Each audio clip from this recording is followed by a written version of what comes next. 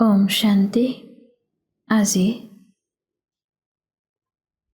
11 আগষ্ট 2024 অব্যক্ত মুৰলীৰ আধাৰত স্বৰাজ্য অধিকাৰী হৈ সকলো আত্মিক সাধনক কাৰ্যত লগোৱাৰ যোগাভ্যাস কৰিম। ওম শান্তি। মই এটি চৈতন্য শক্তি হওঁ। মই প্ৰকৃতিত অকাল আসনত বিৰাজিত স্বৰাজ্য অধিকাৰী আত্মা হওঁ। পবিত্ৰতাৰ পোহৰৰ মুকুটধাৰী হওঁ। কৰ্মেন্দ্ৰিয়ৰ ওপৰত আৰু মন বুদ্ধি সংস্কাৰৰ ওপৰত ৰাজ্য কৰোতা আত্মা হওঁ। বহুকালৰ স্বৰাজ্য অধিকাৰী হওঁ। বহুকালৰ বিশ্বৰাজ্য অধিকাৰীও হওঁ। লৌকিক অলৌকিক প্ৰতিটো কাৰ্যতে নিৰন্তৰ স্বৰাজ্য অধিকাৰী ভাৱৰ নিস্বাৰ্থকতা হওঁ। মোৰ ৰাজ্য বিধি আৰু আদেশেৰে ইয়াৰ পৰিৱৰ্তে স্নেহ আৰু বিধিৰে সৈতে শৃংখলাবদ্ধভাৱে যথাৰ্থ ৰীতিৰে চলি আছে। মই অতি সহজে অকাল আসনত অধিষ্ঠিত হওঁতা আত্মা হওঁ। অন্য আত্মাসকলক বাবাৰ দ্বাৰা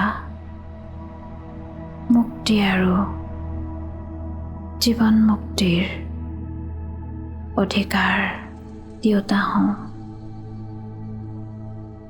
এটি দৃশ্য সন্মুখত মোৰ মানস পটত প্ৰকট হ'বলৈ ধৰিছে। মই যোগত বহি আছোঁ। মোৰ ওপৰত বাবাৰ শক্তিশালী তেজময় কিৰণ পৰি আছে। ইয়াৰ দ্বাৰা মোৰ চৌপাশে সুৰক্ষা আৰু সূক্ষ্ম শক্তিসমূহৰ শক্তিশালী কৱচ তৈয়াৰ হ'বলৈ ধৰিছে। এই কৱচ মোৰ স্বৰাজ্য অধিকাৰৰ প্ৰতীক হয়।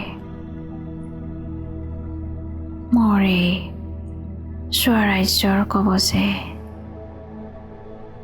মোক সকলো নাকাৰাত্মক শক্তিসমূহৰ পৰা বচায়।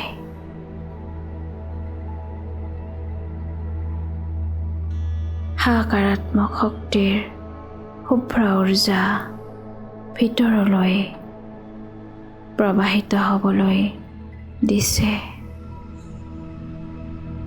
বাবাৰ বৰদানী কিৰণ মোৰ ওপৰত পৰি আছে।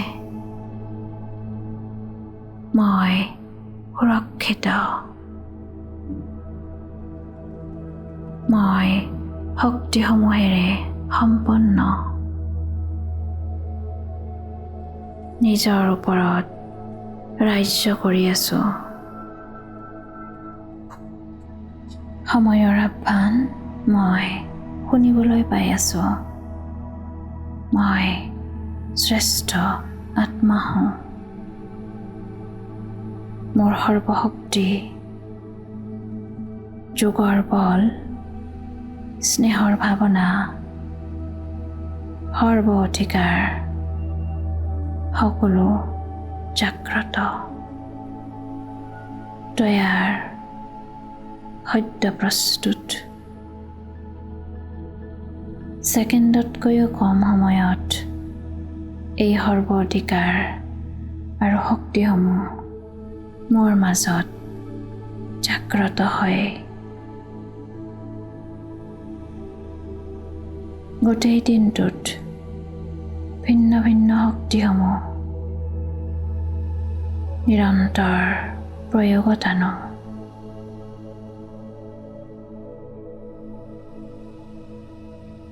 সৰ্বশক্তিমানৰ দ্বাৰা প্ৰাপ্ত শক্তিসমূহ মোৰ নিৰন্তৰ অনুভৱ হয়। মই দয়ালু আত্মা হওঁ। নিজক আৰু আনৰ ওপৰতো দয়া কৰোঁ। বাবাৰ পৰা সৰ্বশক্তিৰ কিৰণ মোৰ ওপৰত পৰি আছে আৰু চাৰিওদিশে মোৰ দ্বাৰা ওলোৱা প্ৰকম্পনে অলৌকিক বায়ুমণ্ডলৰ গঠন কৰি আছে।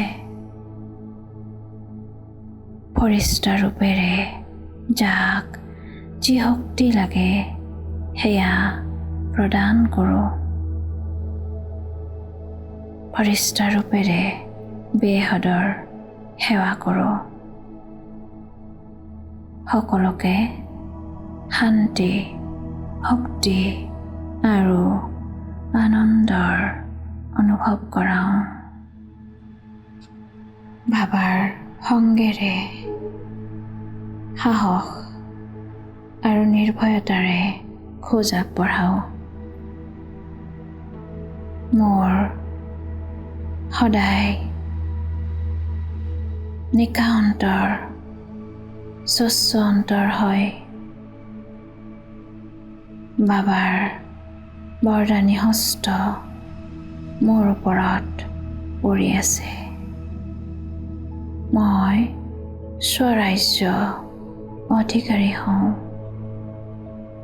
সফলতা মোৰ জনমসিদ্ধ অধিকাৰ। ওম শান্তি।